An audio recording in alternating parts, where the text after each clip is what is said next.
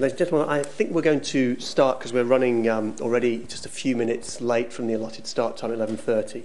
So my thanks for you all for coming along. My name's Paul Lewis. I'm Managing Director of Operations at Scottish Enterprise, and I'm going to be facilitating this breakout session that we're running in relation to the kind of key issue around timing of engagement for the supply chain in offshore renewables. We've heard a lot this morning about the opportunity that offshore renewables presents. We've heard about the role that Europe's playing, by the sound of it quickly followed by China's entry into this marketplace.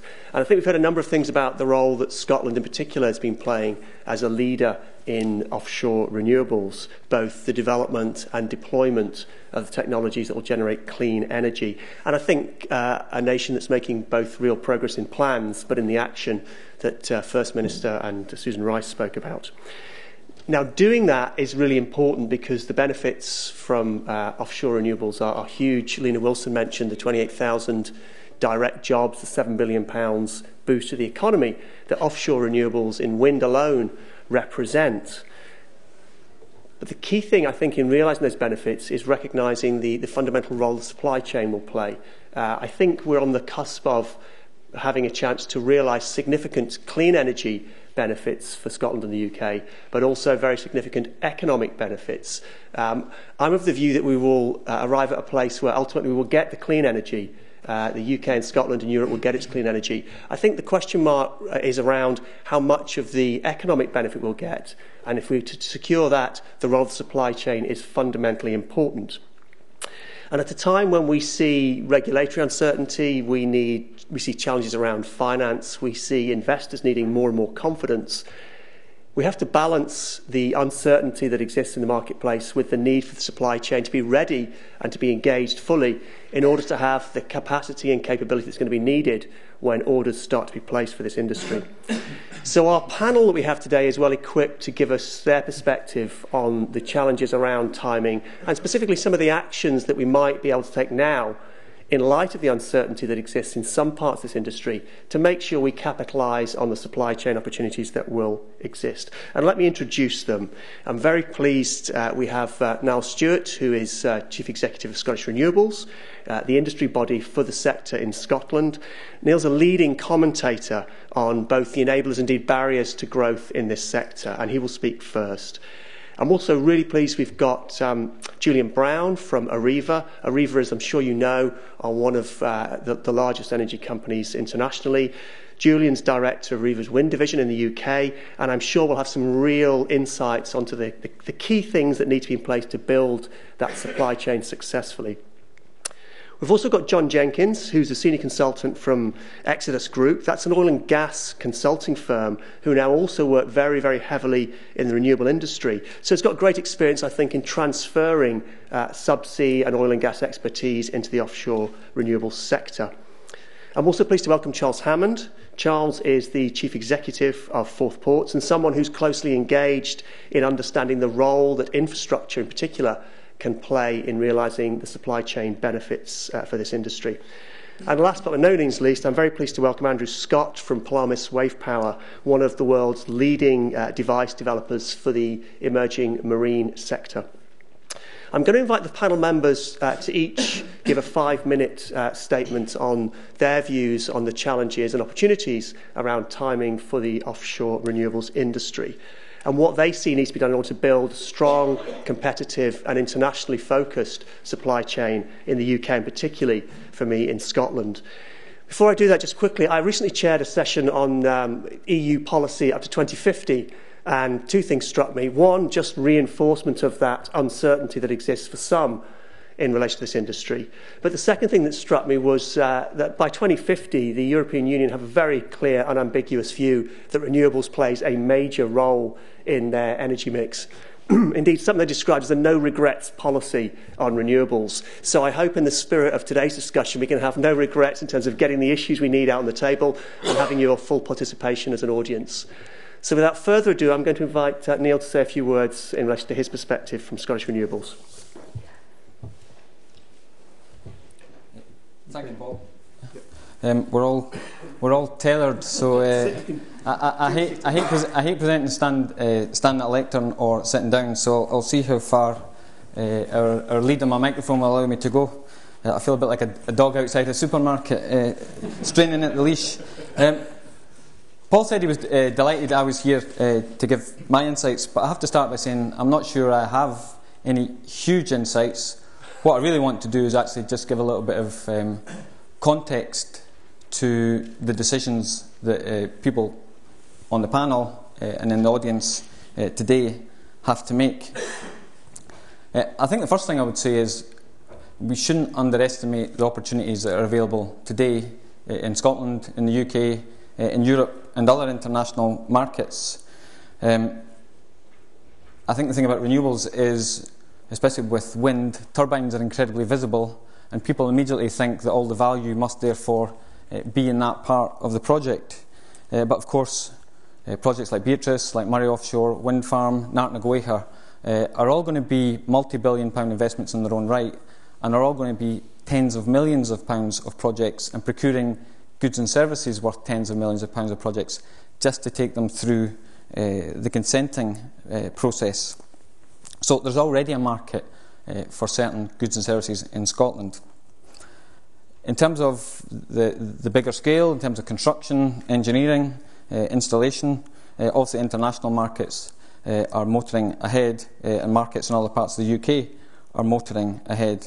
And that was, the opportunities there were really reinforced to me recently when I was speaking to a medium-sized supplier to the oil and gas industry in the North Sea.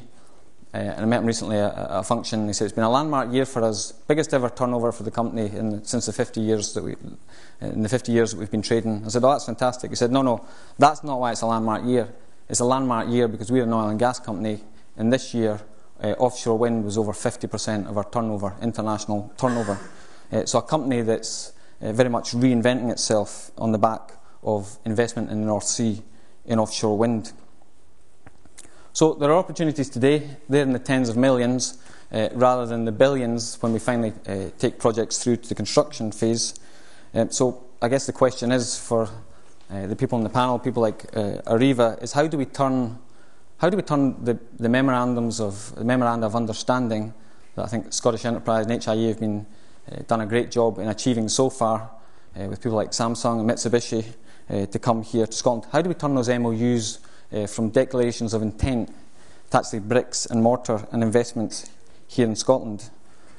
And the answer is, of course, when we start building projects. And what do we need to start building projects? We need developers to have certainty to take those projects forward. And I think there's two fundamentals that are causing uncertainty, and two fundamentals, therefore, that must be addressed if we're to do that. The first of those is electricity market reform. And I think the story on that is a positive one. Scottish Renewables, Renewable UK, Renewable Energy Association have been meeting every 4 weeks with the Department of Energy and Climate Change over the last 5 or 6 months. And as we've done so, I think we've slowly but surely started to remove the obstacles to EMR delivering a framework which will give investors confidence and which will secure projects being taken forward. There are still questions to be asked and still questions to be answered, but on the fundamentals, such as around the process by which developers will be allocated a contract for difference, the government agreeing that it will take responsibility, the ultimate ownership of the contracts for difference through being or backing the counterparty. Through these steps, we're starting to see the fundamentals fall into place. And only this week, National Grid published a consultation on the framework that they will use to start to define and establish strike prices, which will ultimately determine what projects go ahead, because that is what will determine the returns on investment to developers. So in the next 4 to 6 weeks, we expect the Energy Bill to be published, and we now expect that to be a framework which our industry will be happy to endorse and to embrace and to work with for the future. I think the other area of uncertainty, and you can't miss it if you switch on the TV or read a newspaper, is the debate around alternatives, or what people see as alternatives to renewables. First of all, nuclear, but there are big question marks about how much nuclear the UK will build in the next 10 to 15 years, and big questions about the cost of nuclear. And of course, the two things are fundamentally linked. And the second thing is unconventional or shale gas. And I spoke at a debate recently sponsored by The Spectator magazine, and it was clear that everybody, or 3/4 of the audience, was rabidly against renewables.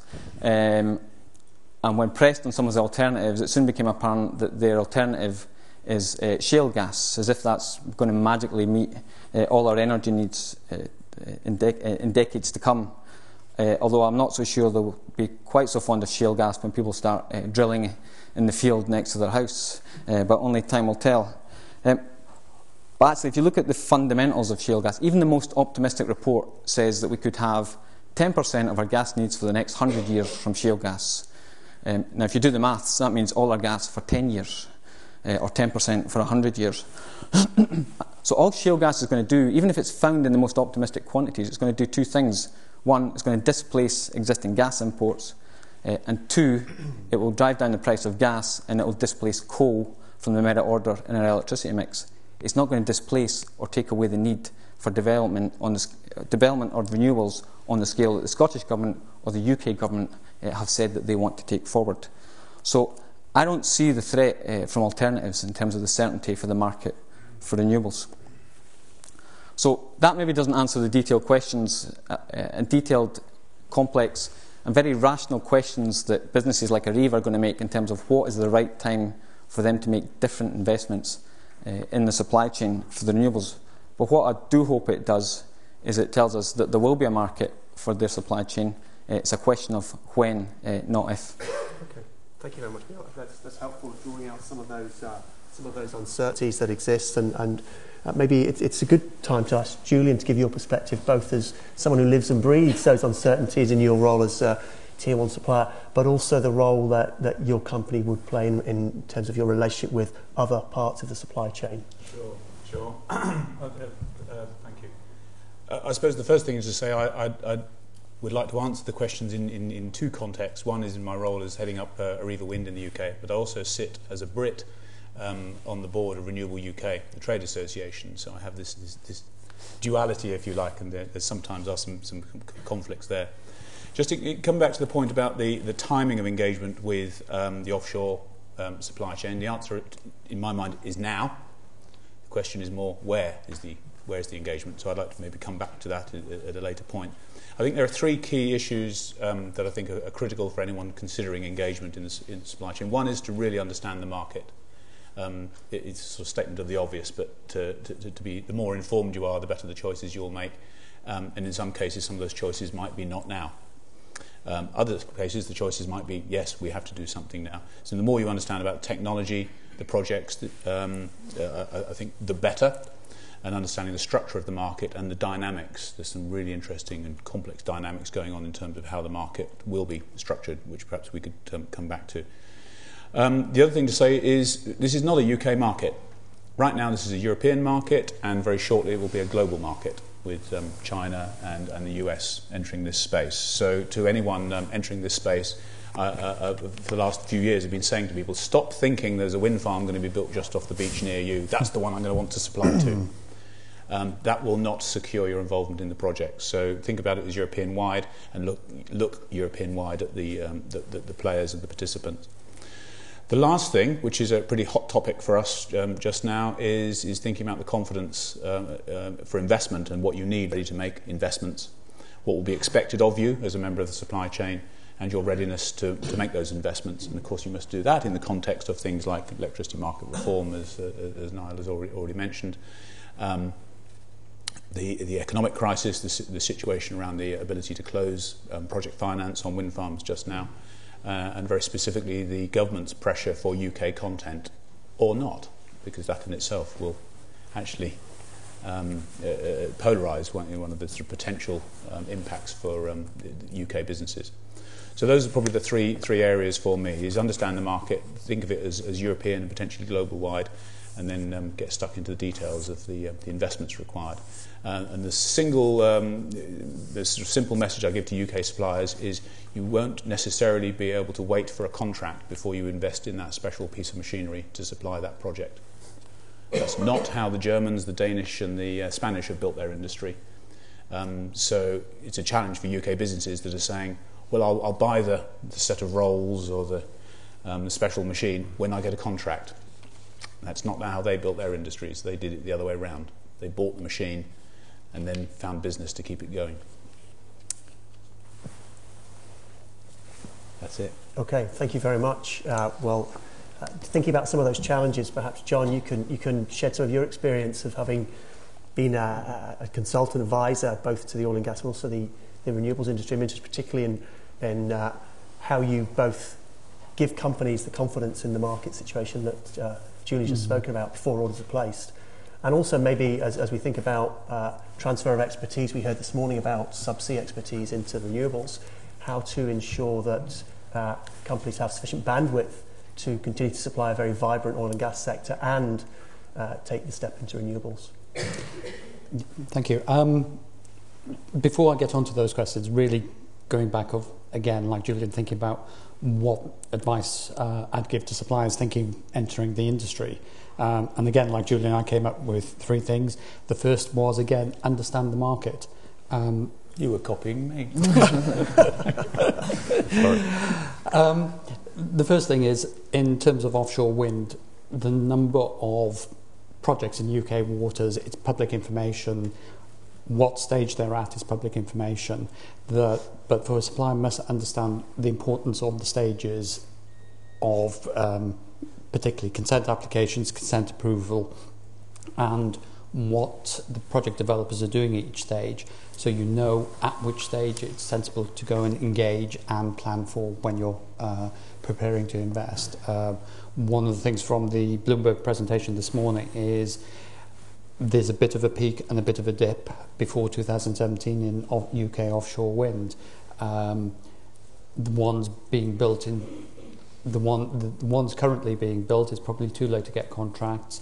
There are probably only 3 or 4 wind farms which would fall in that period who have not let supply contracts. So it is a very small targeted market.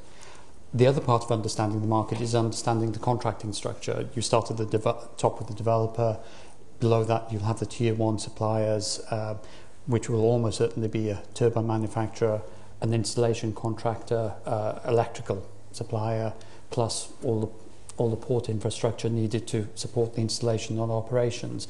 So suppliers really need to understand who they should be talking to. In many cases, it's not going to be the developer. The second point for suppliers is really understand what your product and service offers to the industry. And there are really only 3 points of: does your product or service help them build the wind farm faster? Does it make it cheaper? Or does it make it safer? And that is one of the major areas for transferring knowledge from oil and gas.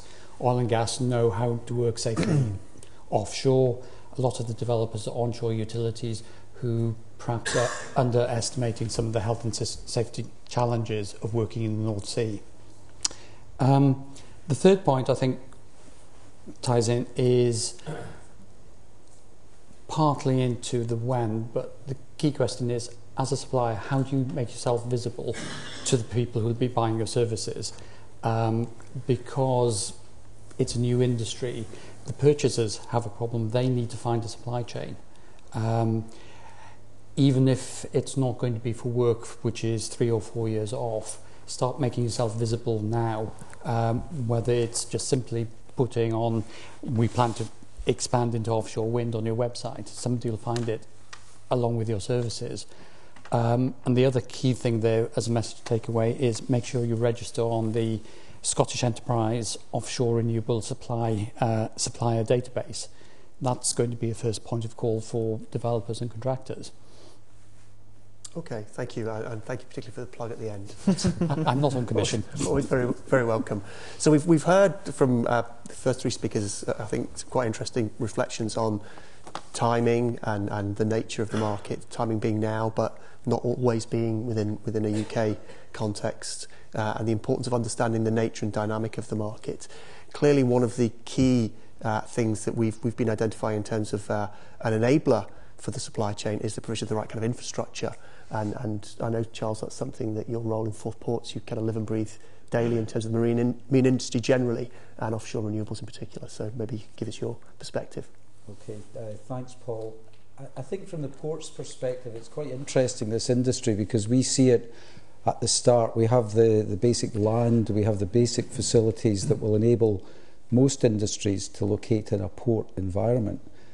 And with the renewables industry, we also see the finish as well, because we've got a very high skills base in the ports industry. Skills are increasing all the time, and we've had decades of experience of loading out difficult pieces of cargo for the North Sea industry. So when we're talking about cross-collaboration between what's going on in the North Sea and the renewables industry, some of the skills base for that end product is already there in the port. So some of the basic elements are there. I thought about sort of three obvious things to say. The most obvious thing to say, because we run the Port of Leith, and Leith's motto is persevere, is definitely perseverance. That's important. Keep talking to people during a period of uncertainty. Try to build relationships. Try to give people confidence in what's going to happen, even if it is going to be a bit delayed. And that sort of leads on to the patience. And I think patience is required at the moment. This is a market which will take time to grow. And I think, as Angus said this morning, to have a dip in the middle of any market, there's no need for panic. People just have to stay confident, keep working at things. You look, and we get the chance to talk to manufacturers like Julian, but also developers like Scottish Power Renewables and SSE. So in the offshore wind market, you look at the developers, and really what will drive timing is the ability of developers, like any other commercial business, to make returns out of offshore wind. And the fact is, at the moment, those returns are not sufficient. They're not commercial. Costs in the supply chain will either have to come down, revenues will have to become more certain or go up. We've heard a bit about both, but one of the encouraging signs that we're seeing from the developers at the moment is, while costs, as was indicated this morning, are going up a bit, energy capture through technology is improving. So in overall terms, the overall cost of running a field like this and the revenue capture and energy capture from it is improving. So there's a little bit of confidence coming through. I think the other thing that I see is more and more evidence of collaboration. I think the developers, rather than going on a very traditional procurement route for infrastructure or manufacturing, are getting people to work together and saying to them, if we can make a target return of X, then there's a job in it for all of you.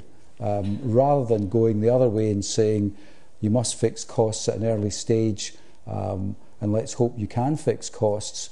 Very often in those situations, claims and cost uncertainty comes out of that need for certainty earlier. So I think collaboration in the supply chain, whether it's with the public sector or the private sector, really very important, talking to people. And I suppose the third P for me is planning. And I mean planning in the sense of consenting, because we're quite a small country and you would expect us to have an advantage in having a more streamlined consenting regime. That's a consenting regime which has been criticised in the past, but over the last year or so, I think I'm seeing signs now that the consenting regime for offshore wind in particular is becoming more streamlined and more efficient. That all the various agencies that have to be consulted in consents are now looking at ways of making things happen faster. So I have greater confidence in the consent process in Scotland today than I would have had a year or 2 years ago. And another plug for Scottish Enterprise, they've just put in a planning application at Dundee for a manufacturing complex, which will give an overall zoning of that port for renewables related development. And I think that has not only been well received by the council, but everybody's looking at how do we facilitate that and make that happen in the most efficient way. So these are all, I think these are all good early signs. Sites in the ports are now being cleared, groundworks are being done, surveys are being done. So some of the early stage works that you would expect to see for this industry, I think, are now beginning to happen. So I have to say, I remain an optimist. My only concern really is back to EMR, and it just worries me that the mechanism we're using for EMR, contracts for difference, are the very things that the banks got into difficulties in 2008 and 2009, and it slightly worries me that that is the mechanism we're picking to give long-term certainty for a market. I personally would rather see the support for renewables carved out of EMR and made much more visible and transparent, but that's a personal view. Okay, thank you very much, Charles, for that. Final contribution we have from Michael in relation to, I suppose, one of the other aspects of offshore renewables is the emerging opportunity around marine and tidal energy. And from Polamis, you obviously have some experience of being at the forefront of both development and early stage deployment of technology in pretty hostile conditions. What's your perspective on timing in relation to the sector for the supply chain? Well, I guess my 2 pence worth on this, and obviously marine renewables. When I talk about marine renewables, I think of wave and tidal, not offshore wind. Is that we're maybe the younger sibling to the offshore wind one, but I think there's obviously a good news story here, and hopefully it continues that way.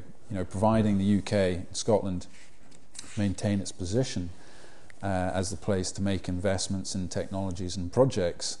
There should be a full spectrum of supply opportunities that will naturally fall out of the sector, and so as long as we retain that market, that primary market position, and don't see any major blockers come in, things like grid, the majority of consolidation and commercialisation of technologies will take place in this domestic market, and that will hopefully have the effects of entrenching a supply chain, IP, skills in the UK, before facilitating an export market which isn't just European but is obviously global.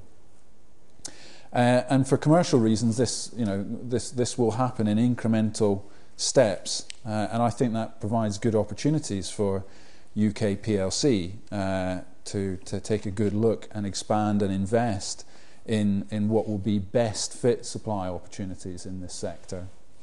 So I think that is a good news story, and we obviously hope that the ship, no pun intended, stays on course.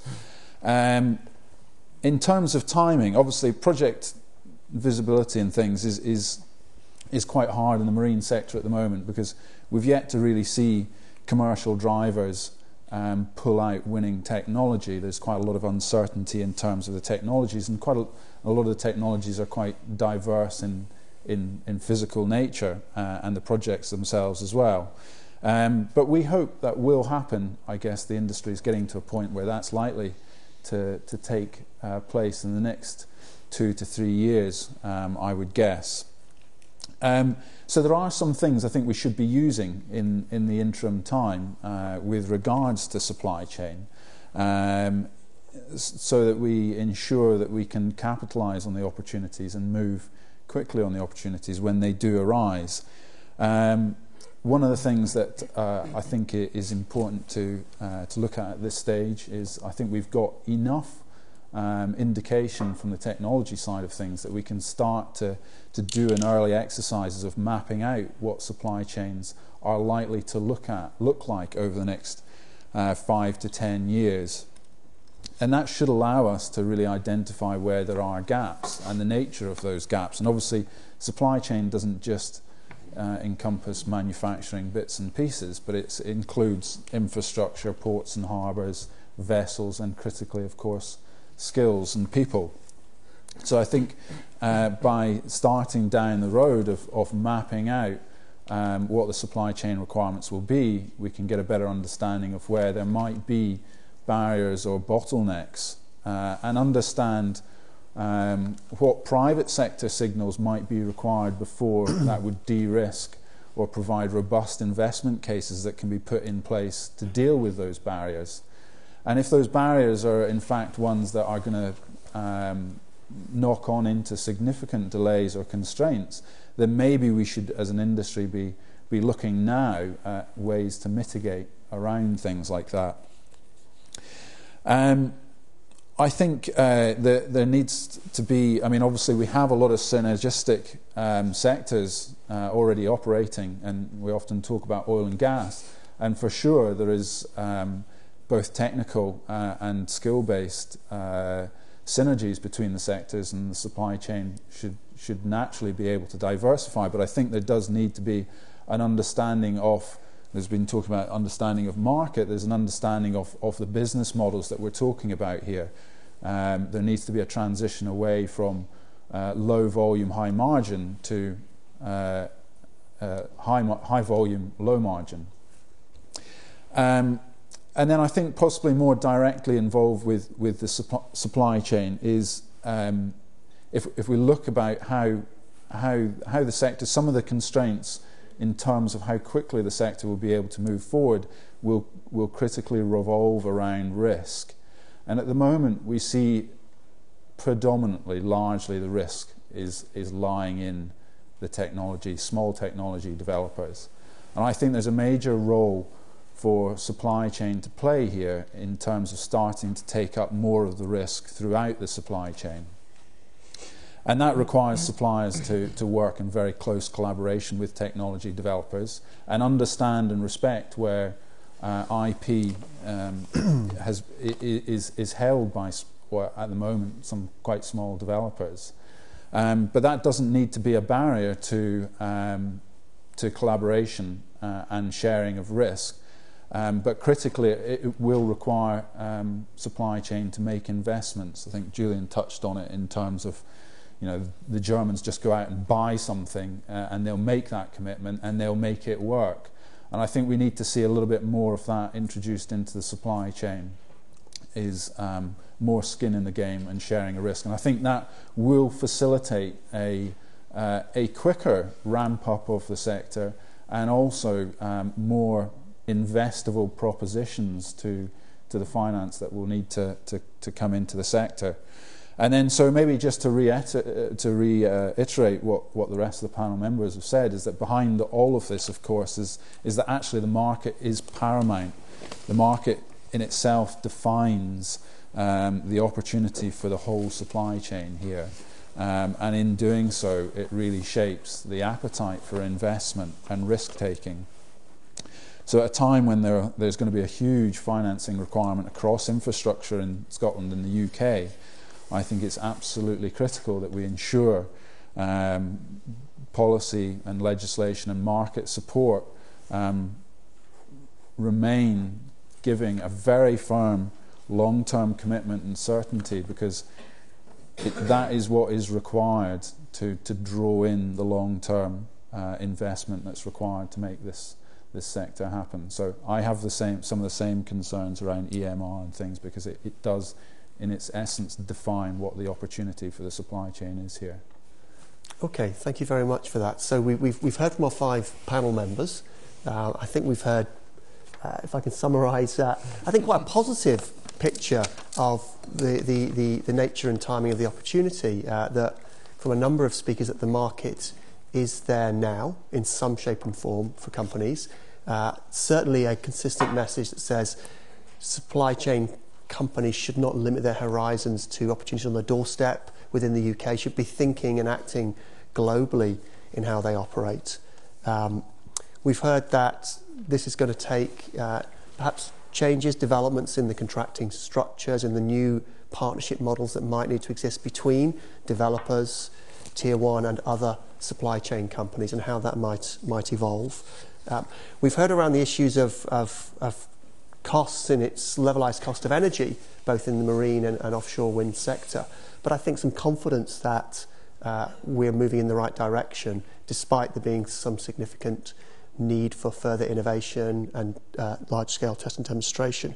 So in one sense, some positive indicators of this market happening, but at the same time some challenges in relation particularly to the policy regulatory framework, and are the incentives and drivers from government lined up to enable that market to really grow to its full potential.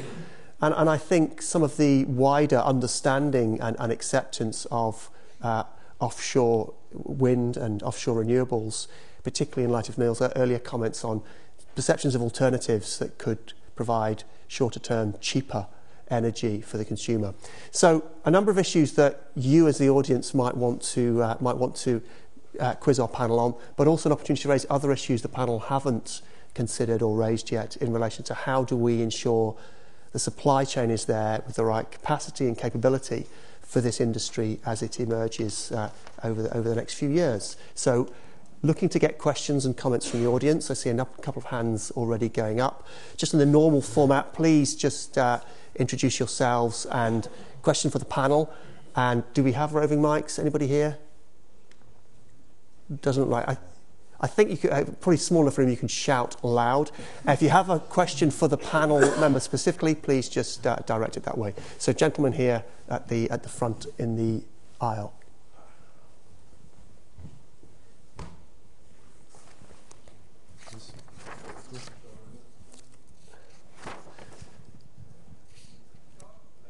It's on. Someone's shouting. It's on? Yeah. Okay. Thank you. I'm Carl Eric Stromsta from Recharge. I just wondered if you could talk for a few minutes more about the local content issue, both in terms of the UK sort of versus the rest of Europe, and also Scotland versus the UK. Obviously, there's a couple big Scottish offshore wind projects which will probably be going into the tendering phase before too long. I'm sure the Scottish government would very much like to see a lot of those components be manufactured here in Scotland from turbines on down. And I'm just interested to hear what people think about how that desire might play into the whole process, whether it has something to do with the consenting or on some other level. And specifically for Julian, as you think about where you might want to site your factory in the UK, is that an issue that you? I mean, how do you think about that issue? Thank you. Okay. Julian, would you like to lead off just in response to that specific question, which I perfectly at liberty to ignore the second half? No, I mean, that question's loaded with dangerous ground. Indeed, so, indeed, but also raising it up beyond just your own decisions. Let me take it first from an Areva perspective. Areva, as a manufacturer, is a French-owned business. Has a factory in Germany, existing, making turbines as we speak. They're all over the place. If anyone goes to Bremerhaven right now, lots and lots of turbines being made, which is why I say the industry is happening now. Recently, Areva was successful in the French tender and has secured one of the projects in the French tender, and as part of that has made a commitment to build a factory in France. So we can talk about the structure of the French market and what's led to that, but it's happened. It's there. It's a commitment. It's very real, and it's a real project. My role in Areva is to secure order book in the UK and identify where that needs to be supported by an industrial base on a capacity basis in the first instance, just because we like to think we're going to sell so many turbines, we're going to need more industrial capacity. As you can imagine, within Areva, I have to therefore to make a case back to our parent company that this is a complete package that really makes sense. And that's where life starts to get quite difficult. Now just let me express as a Brit and a member of Renewable UK, as perceived by the industry, UK government is actually pretty ambiguous on its requirement for UK content.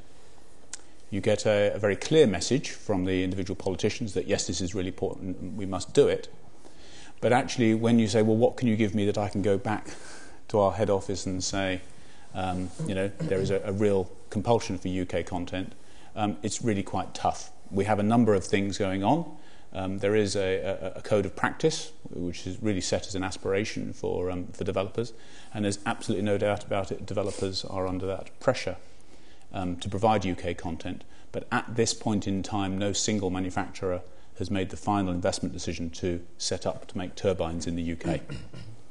So in my swinging back to my Areva role, obviously I'm the one who's making the pitch as well. I'd like to be first. Of course I would, because I do think it'll make a difference. But there is a disconnect there. Add on top of that the mixed messages that government sends through electricity market reform, the challenges of getting projects financial close at the moment. It makes it a really tough environment to make these sort of investment decisions. And I'm absolutely crystal clear that the real job benefit, and we saw the numbers from Bloomberg this morning, there's 11 jobs for every megawatt of offshore wind manufacturing. That's the trigger. We need wind turbine manufacturers to come to the UK to secure a UK business. The commercial case for businesses like ours is not yet crystal clear. We have to see that unfold. I really hope, as someone who's passionate about the wind industry, I really hope that we can see our way through that. Create opportunities like this to spread the message that just how important investor confidence, market confidence, and consistent support from government to that message is really key. Second part of your question about Scotland versus, well, firstly, I suppose you're saying Scotland versus England. Not an issue. It's UK. And so we look at this as being a UK investment. Where's the best place for us to go? And as you can imagine, there are choices. And well, surely only one. In this audience. There are choices, and we will make the best choices. But the developers, they're an international set of developers who are working in wind farms, even though they might have Scottish in their name, they're working in wind farms all over Europe. So we see them as we're building relationships on a European and a global level in some cases. And so for us, the decision between England and Scotland is not a decision. It's where are the best sites and what suits us in terms of our capacity model and how we want to serve the market. Great. John, I know you wanted to come in, and then Neil wants to come in briefly with some comments. In my view, it's not just a policy issue. It's going to be driven largely by the practicalities of the supply chain, because these wind farms are going to be huge, of trying to put in 100, 200 turbines and all the associated work in a short period, subject to all the weather risk. You do not want, the developers are almost certainly not going to go down the route of sourcing the lowest cost component from around the world and have to stop completion because a ship has been hijacked somewhere in the Red Sea. Practicalities will drive a high part of local content, including ports. Okay. Neil? Yeah, I think it's a very good and a very difficult question. I would say the industry's main focus and main challenge is around cost. And that's got to be the priority, is driving down cost along the on the scale that's been set out by the Cost Reduction Task Force, if we're talking about offshore wind. But equally, one of the priorities and one of the strong cases for renewables is economic development here in Scotland and the rest of the UK. I guess there's also questions, can it be done? How would you define it? And I think it's questionable if it could ever be enforced. So I think it's far more positive to set ourselves targets and aspirations around the economic benefit and economic development of offshore renewables and do absolutely everything we can to meet them through Scottish Enterprise, HIE and others, rather than setting out some kind of obligation that I don't think we can actually enforce on developers. Thank you. Charles, I know you wanted a brief comment. Yeah, and I think I'll get to the next question. Say, Paul, that the developers, I think, are keen to have UK content, particularly. I think being realistic about it, what's important is to get a centre for either assembly or manufacture established, and personally I want to see it in Scotland, or either at Dundee or Leith or both. That's me being really biased now, but I think in the initial stages, get a centre established. There will still be a requirement for imported components. We've seen that in the early stages of Bremerhaven as well, and gradually the supply chain will become more and more localised, and local firms will have opportunities to make things, supply things and so on. So that initial, I suppose if this was a shopping centre, it would be an anchor tenant. We need an anchor tenant in Scotland. Can I just challenge John on something he said? Of course, yes. An interactive panel. And I think I absolutely, I get it what you're saying about this is going to be supply chain driven in terms of the capacity to deliver. One of the concerns I have is that right now I can deliver very, very competitive wind turbines to a wind farm in the North Sea from Bremerhaven. I've got the capacity. It's not that far. Someone's designed jack-up vessels that can now do 10 knots, so it's actually even not a huge deal in terms of transit time. So actually, as has been the examples of London Array and Thanet, you can build these things actually extremely economically from the continent without touching UK shores at all. There is obviously, as public knowledge, Areva has committed to building a turbine factory in Le Havre, which is actually rather closer to some of the UK projects, round 3 projects, than any of the potential project bases in the UK. So I understand what you're saying, but I don't think UK can afford to wait, because otherwise the chicken and egg situation is we need volume to give the sort of impetus to solve the problem that you just said. And if we don't get volume from UK shore, government, and it'll probably only take 2 or 3 years, will say, this offshore wind thing, it's kind of overrated. Let's go do something else. Yep. Okay. Do you want to come back very briefly? I want to get some more questions in. Very briefly, partly on EMR, picking up in the last content. In my view, the EMR issue is not going to be about the structure of it, but next autumn when they announce the first strike price, that is going to be a very big market signal to people in the UK. If the government gets it wrong, it could, and hits the prices too low, it's going to kill the UK market for some time. That's a big risk. Yeah. Yes, you can deliver from Bremerhaven. For the developer, from the sort of developer perspective, the key question is, in what conditions can those jackups get across the North Sea? Okay, listen, we've had a lot on local content. My take would be, yes, it's important, but actually we're looking to build an internationally competitive supply chain. We don't have an oil and gas supply chain that just serves the North Sea. It services international locations worldwide. I think that's the aspiration we need for the offshore renewables supply chain. Question at the back, which has been very patient, thank you. Could I have a show of hands for other questions as well, so I know how many I'm dealing with. Thank you. We have a question over here and one back there. Thank you. If you'd like to... Morning, Andrew Flockhart from Caledonia Maritime Assets. If you can ask 2 questions. One's a very quick one to Julian, I think. How do SMEs raise the finance to make the investment? Secondly, would be picking up on the conversation just there, actually, there was a slide shown this morning, Bloomberg, which showed China entering the market a big way in a few years' time. That raises an alarm bell in my head if I was an investor in terms of supply chain, because where's the supply chain going to go? Is that going to be market forces, especially with mobile assets like ships that can sail off into the sunrise, as it would be, to new markets? So should we be concerned? Okay. So, two aspects. Access to finance for the supply chain, and then... access to finance, you should go to a low-carbon investment conference, because that would be a really good place to find people.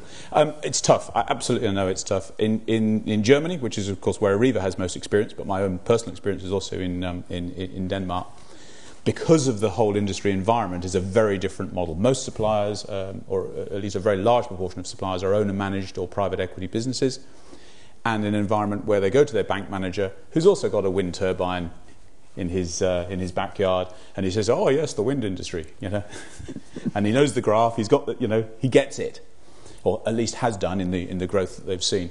So I think that's particularly tough. So I don't have a magic solution to that, other than to say the more you think about this as a European market, get out to the people who are doing this now. There's been a lot of over-hype about new entrants into this market. Now we're over that. Everyone's kind of, okay. So I think if you were to name the top 8 manufacturers, which you pretty easily do, and I'm not going to tell you who they are, apart from Areva, you'd say those are the guys who are going to be represented in the UK waters in the next 10, 12, 15 years. So I think those are the guys to play for, and then you have to go and engage with them now. And if suppliers come to me and say, I really want to supply you, particularly interested when you come to the UK, tick, right answer, but what have I got to do to get started? Would it be helpful if I was to start offering a competitive supply to supply you now in Germany or in France, on the basis, yes, okay, you've got an extra transport cost to cover if it's an expensive item to move, but at least then there's a relationship and a business is already being done, because there's nothing easier when you come to a new site is to bring suppliers with you you're already working with. So that's the only sort of maybe grain of can you have a grain of hope that I would offer. Okay. In terms of China, yeah, absolutely, worry about it. But give it 10, 15 years, because it'll take a while. It's a long way away, which is convenient. And these things are huge and very expensive to ship.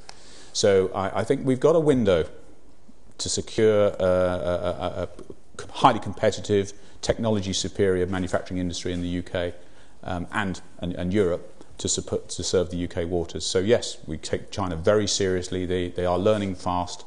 But we still have a window of opportunity to get this done. And I figure by the time I retire, they might be a really serious threat. Okay, just the last thing, sorry. Fred Olsen. I had the opportunity to meet Fred Olsen. He's a wonderful gentleman. And he called me young man, which I really liked.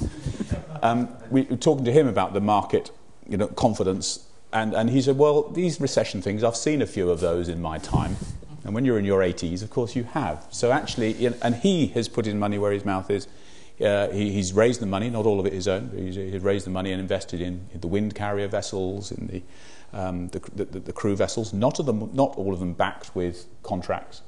So that's the sort of model. But I know it's easier for those with money to do, so make those sort of decisions than those without. Okay.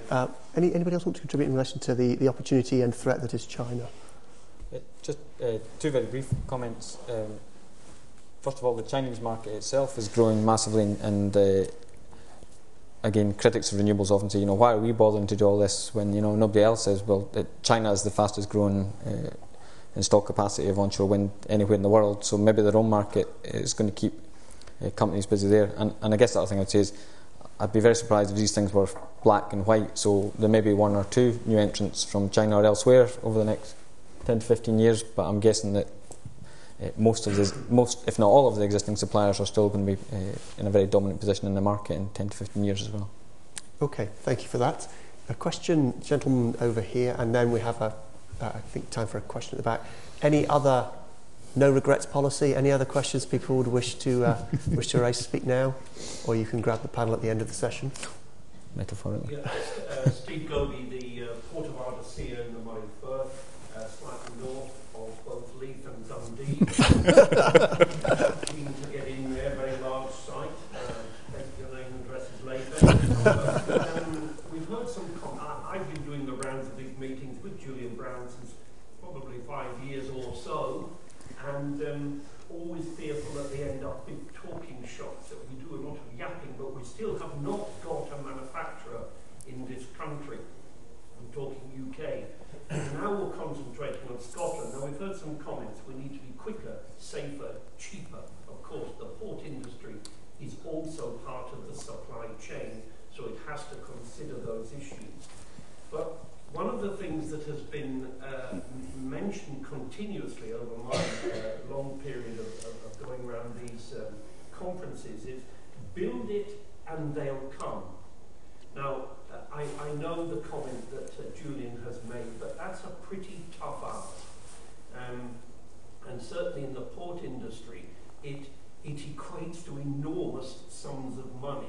And it's not the title of a very credible business. Yes. Susan Rice, I think she's going straight into file 13. We, of course, in the port industry would welcome what we're offering is port-centric operations. What we want to see is the supply chains at various tiers close to the area of dispatch of the equipment. But more than anything, from the First Minister this morning, we heard him beating the drum. He wants the technology, the jobs, the expertise in Scotland. And obviously, clearly I'm not a Scotsman, you can have heard that. However, my question therefore to the panel is that, have we seen an example recently where the Westminster government have missed the bus? And we've got a shot now of the Scottish government realising what needs to be done to just tip the balance to get the supply chain and the industry going in this country. And that will need, irrespective of EMR, that might need direct financial assistance to bring the industry. Otherwise, we're going to see these wind farms, as we have seen them in the southeast of England, popping up here and there, not a penny. A quick load in, load out, or maybe Harwich, for instance, did 2 or 3 years of equipment coming in, put it onto an installation vessel, onto site, done, walk away. That's the end of it. There is no content. And unless we actually get some of these industries into the UK, we're going to find the whole thing creeping bit by bit. So we're surrounded by very green, very efficient areas, but no UK content. Do we need government help? Okay, question. Brief answers. John, Charles. The biggest help the Scottish Government could give, particularly in the Moray Firth, is quick decisions on consent. There's 2 gigawatts of consent applications in. If those are turned around quickly, it's a huge statement of intent, and it will draw people going for projects or trying to decide whether to go for a Scottish one or elsewhere and prioritise will go for Scotland because they know they'll get an answer quickly. Okay, so planning and consenting will give some of that certainty. Charles? Can I first of all say, Steve, I'm delighted that you're saying something pro-Scottish. It's the first time I've heard you say anything pro-Scottish. So. But I think the answer is it's happening. I think there are levels of assistance, perhaps modest at this stage, but levels of assistance have been given now, which are helping to build the supply chain and build confidence in Scotland. So I think it's there. And interestingly, about a year ago, one of the senior civil servants from the Department of Transport asked me, why is it that Scotland's getting its act together more quickly than Westminster? And I, of course, didn't tell them the answer to that because I don't want them to catch up. But there's no doubt, being a small country with short lines of communication, with a First Minister who takes a personal interest in any major development, I think all of these things are tremendous advantages. I think you're right, that policy certainty and partnership is actually a source of competitive advantage. Our last question at the back, lady at the back. You've got a microphone, don't worry. Hello, I'm Jean Wellstead from SLR Consulting. I've had the interesting experience of doing about 6 or 7 different socioeconomic impact assessments for offshore wind and onshore wind. And my question is around, at the moment, socioeconomic impact assessments are a little bit the poor cousin of the other environmental impact assessments, which go in for planning consent. There's a bit of uncertainty as to how much it influences the decision. But listening to the discussion today and the issues around supply chain, and through these projects I've interviewed quite a lot of people linked to the supply chain in Scotland, is there a lever here or a potential tool to help us achieve the economic benefit and help us deliver local content? Is it something which should sit within the planning system, or is it actually something which should sit outside of the planning system? So it's possibly a question mainly for Paul Lewis from Scottish Enterprise, but I'd also be interested in other people's comments on that. Well, as chair of the panel, I have the absolute right to pass this to the panel first, which I think I maybe should do. John, I don't know whether you want to kind of make some comment on that. It's a difficult one because the more restrictions you put around the planning consent, it will both make things more difficult and slower. And as we were saying to answer the last question, one of the competitive advantages Scotland can have is doing things, just being quicker to making decisions is a competitive advantage.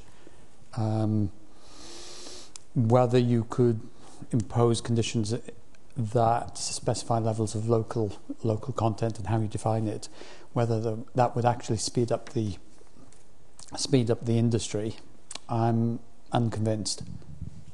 Okay, so to be convinced. Niall, do you want to say anything before I give my tuppence worth? Just again, I see it difficult how that could ever be a material consideration in the planning process, and I think it relates to the last question as well. I don't think so much the UK government missed the bus as announced a full restructuring of every fare on every route, just as everybody was about to get on the bus. And I think it's that uncertainty over EMR and the timing of it, and the letter from the major suppliers this yes. week answers your question. The uncertainty over EMR is creating uncertainty over their investment decisions. And if you were here last year, I remember Jorge Calvi from Gamesa was asked explicitly why did he come to Scotland, and he said he thought about it and then thought, no, I will say it. He said the reason we're here is because of the political commitment of Mr Salmond. So I think it's undoubtedly the political commitment here in Scotland has made a difference in terms of achieving the outcome that you talked about using the planning system to do. Yeah, and I think the outcome that you're describing, the kind of economic impacts, is fundamental to why this industry is so important. How you achieve it, I think, is also very important, and I do agree with the other panellists that layering additional conditions onto consenting would, I think, send the wrong signals. And we want local content because it's important for jobs now, but also we want a competitive supply chain, and I think you don't achieve that through planning conditions. I think you achieve that through working with companies to help them be internationally competitive, and I think that's something that we as an agency can seek to do. So we've reached the end of the session. My thanks for your questions. Those of you who hadn't had an opportunity, you now know the panel members' faces, so please take a chance to speak to them in the lunchtime we're about to go into. But before we do, can I ask you to thank the panel members for their contribution in the usual way?